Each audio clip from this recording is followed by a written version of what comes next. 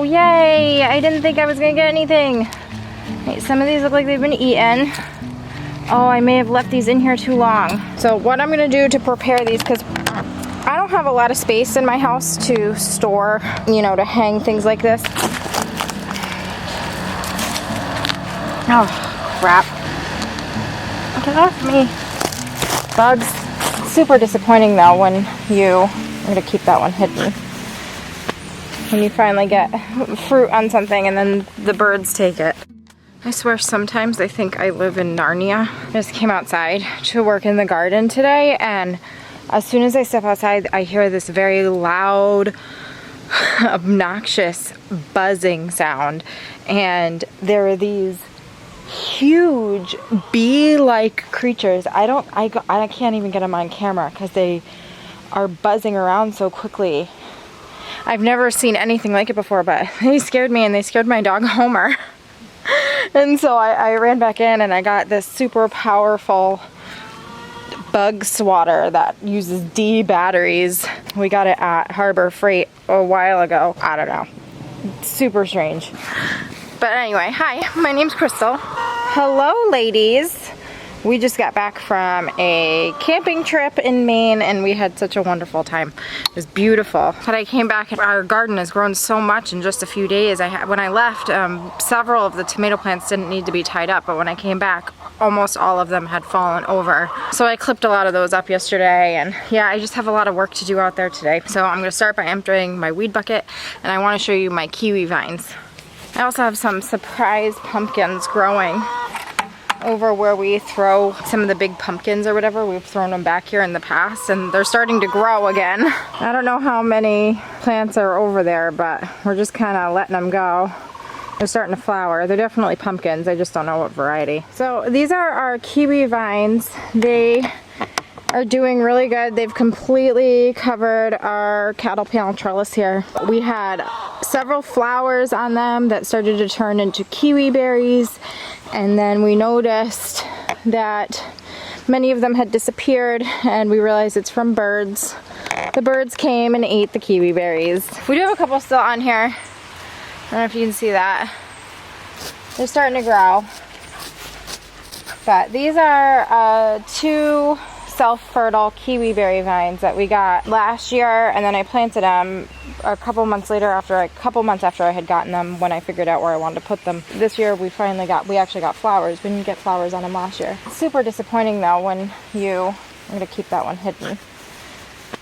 When you finally get fruit on something and then the birds take it. I'll have to get some more netting like I did for the grapes and cover these next year.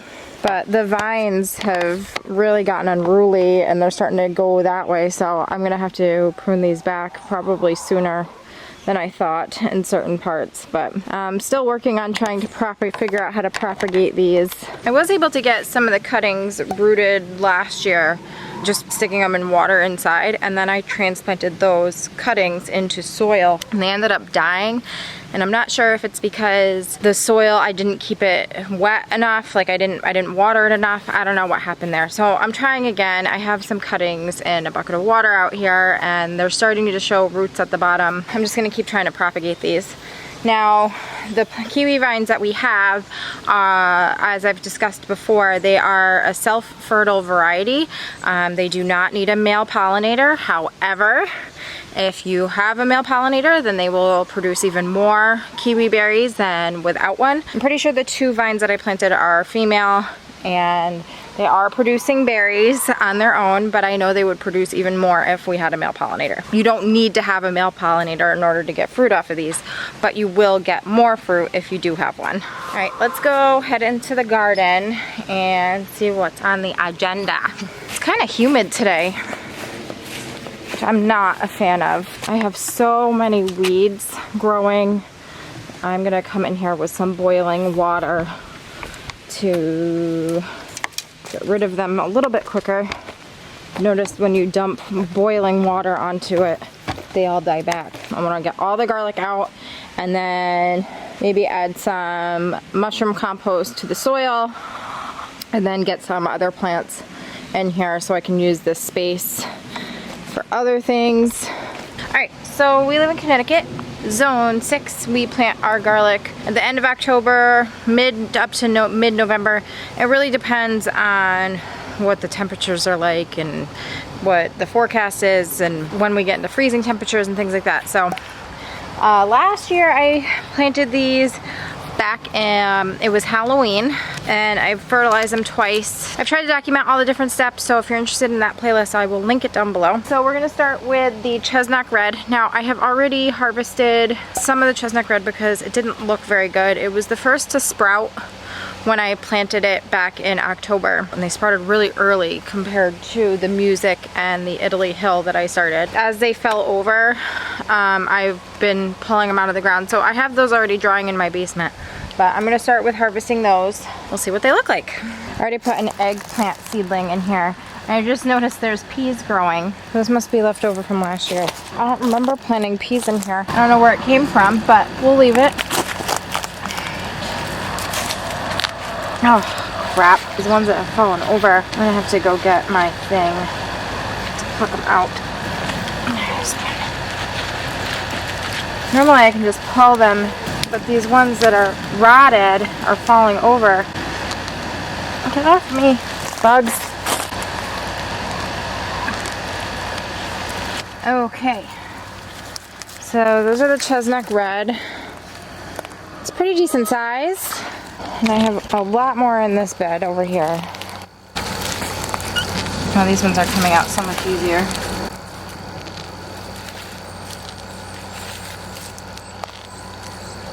It's pretty good. Okay, and then these ones are the Music variety that I grew last year. Oh wow, these look great.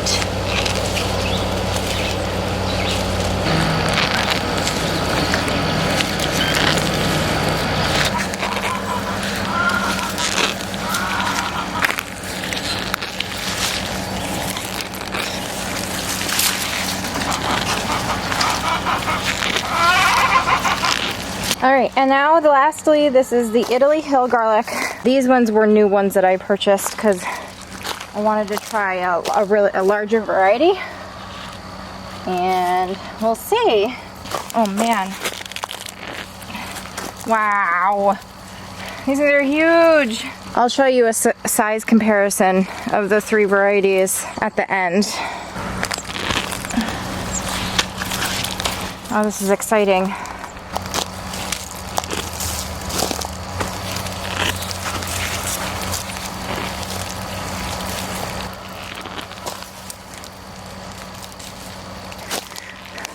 Some of these are enormous. These are like baseballs. Huge.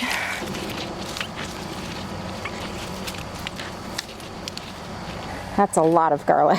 I'm so excited. As for these beds, I recently had a subscriber ask if what we plan on putting in these beds, and as you can see, I already have a couple tomato plants that I've snuck in, and I have a August Ambrosia watermelon over there and a crimson sweet watermelon in this corner. That's a eggplant. There's some random peas growing. I don't know how those got there, but and then I have a kale plant in the back here. I'm just gonna fit in what I can fit in, and all things that will be harvested well before garlic needs to be planted. I'll probably amend the soil. I have bags of mushroom compost, so I'll probably till that in a little bit and then use these garden beds to grow other things. Now I'm gonna go move these over to the table. All right, now I'm gonna show the differences in sizes. So this one over here is the Chesnok Red. I had one that I harvested a couple weeks ago that was really, it was a lot bigger than this one. It's in my basement drying right now, but it was a pretty good size. And the rest of them, they're on the small side. I mean, they cover the size of my palm, and some of them are really small. So it's definitely a smaller variety of garlic. Depending on the size of the bulb, there's like maybe between 5 and 8 cloves inside, and then the smaller ones probably have maybe 4 or 5 cloves inside. So I grew this one from garlic that I grew last year, and I grew these ones from garlic that we grew last year. This is the Music variety, and they're not as big as they were last year, I feel like. Either that or the Italy Hill is overshadowing what the size of these. I just remember them being bigger than this, but I could be completely wrong with that. I'd have to look back at the videos. But they are larger than the Chesnok Red. Same thing with the cloves. They're bigger cloves than the Chesnok Red also. And then this is the new variety for me that I grew this year.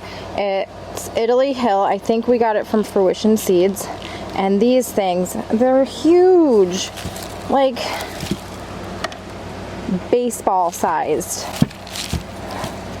It's crazy to me. We got a lot here that I'm really excited about. Now, the smaller the variety, the faster they will dry or cure. The larger, they'll take a little bit longer. I hang them in my basement for, I don't know, 3 to 4 weeks, depending on the size of them. And then once they're all dried up, I cut off this part and then I store it up in our kitchen for us to use, and then I make sure I save a few of each so that I have enough to replant for next year. So what I'm gonna do to prepare these, because I don't have a lot of space in my house to store, you know, to hang things like this, so I actually use where I have my grow lights to hang these up. I use one of these handles from the Dollar Tree, and then I'll tie little bundles together and I'll hang them off of this. The first thing I'm gonna do is I'm gonna cut all the roots off. I'm gonna shake the dirt off and then remove the roots. And then I'll start tying bundles together. You have this string here. It's just a basic string. It kind of looks like butcher's twine. It's not though. I think I got this at the dollar store at some point. Now I store these in my basement. I have a dehumidifier down there. I already have a box of the ones, the Chesnok Red that I harvested over the past month or so down there, and they've dried just fine.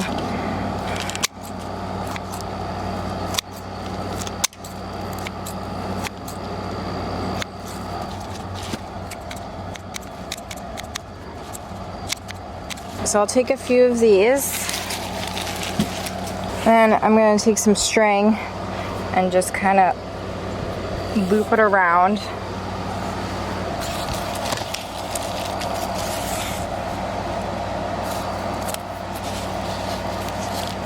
Like that. And then I'll tie this end to wherever I'm going to hang it. And if I'm going to use the pole, and then they'll just hang like that in my basement.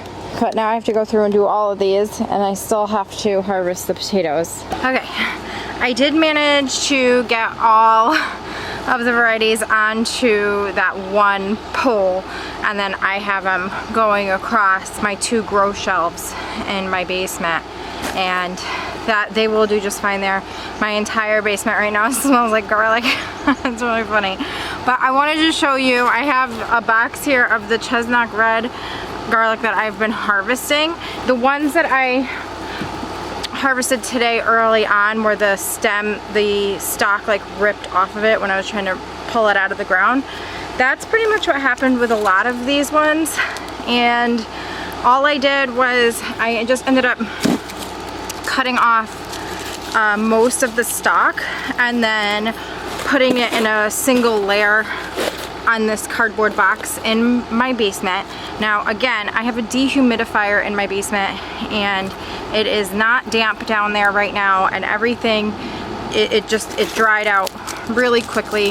It gets papery and then all of that gets peeled off, and then I have this nice head of garlic that I can use to cook with, or I will save some in a similar box like this with the variety labeled, and I'll save those to plant this coming, this coming October or November. I did not rinse these off. I rinsed them off last year before I hung them up in the basement. They still did fine. This year I just kind of brushed them off before I put them in here. This one was probably the largest head of Chesnok Red that we grew this year. It's very papery and ready to use to either eat or to grow again. Now I'm going to dig up some potatoes. It's super humid out. I'm not looking forward to being covered in disgustingness. I hope there's not a lot of bugs. These potatoes, if you're interested in those, I have a couple short videos of how these ones got here, so I will link them here somewhere.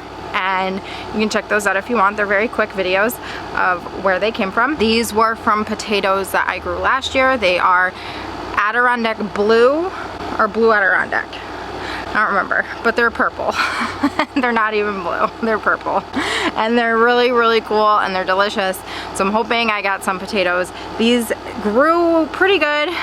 They never flowered or anything. They just kind of started to die back. So I have a whole box of seed potatoes that I had purchased a while ago, and I think I got them back in April, and I opened up the box today. These should have been planted a while ago, but it's the situation I'm in, so I'm gonna try planting them anyway.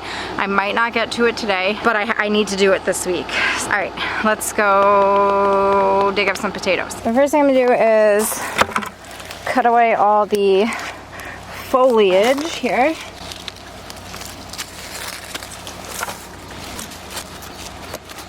See, I put these in the ground April 1st.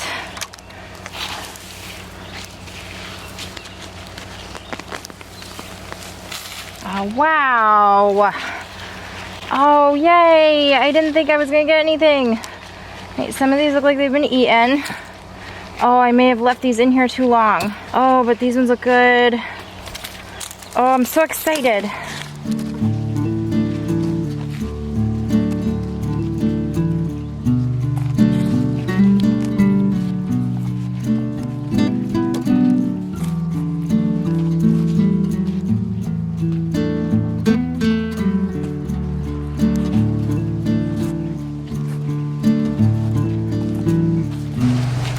All right, not bad.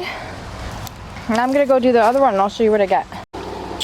Okay, so I have the potatoes here. There's not an enormous harvest, but there's a really good amount, at least a couple of dinners here and for our family, and I'm really excited. Some of them look like they've gotten eaten by something, either some sort of insect or maybe a mouse or something got in there, but I don't see a lot of damage, but I do see some of them have that. I also see that some of these have holes in them, also most likely from an insect. For the most part, these look really good. I probably could have harvested these a month ago. I feel it. These look like they were in there just a little too long, but that's okay. We will do what we can with some of these, and the kids like the potatoes roasted when I roast them with garlic seasonings and olive oil in the oven, and they get nice and crispy, like kind of like home fries a little bit, but the kids like them like that. I made mashed potatoes from these last year. They were delicious, but the kids thought that it was frosting because they were purple, and when they ate it, it was obviously not frosting, so they were greatly disappointed. It's gotten really cloudy here and it looks like it's gonna rain. The temperature's cooled off quite a bit and it's not as humid, which is nice.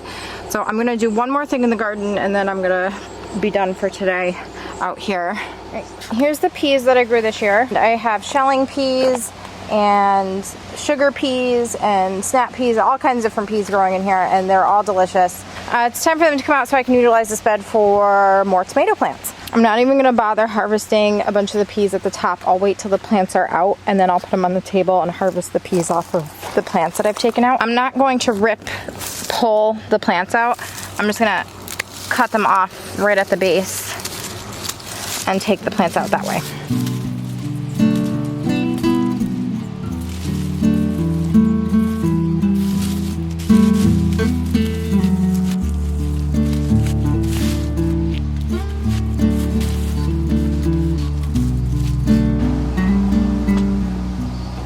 All I'm gonna do now is just peel off or pick off the pea pods. The kids did a good job growing peas too this year. They have a decent amount on their plant. Those are Jacob's. He grew the Mammoth Melting, and I think Miranda grew the Gray Dwarf pea. I can't remember. They need to harvest all of theirs too.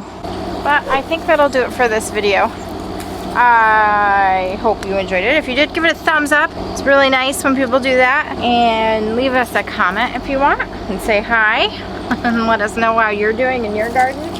But thank you so much for watching. We will see you next time. Bye.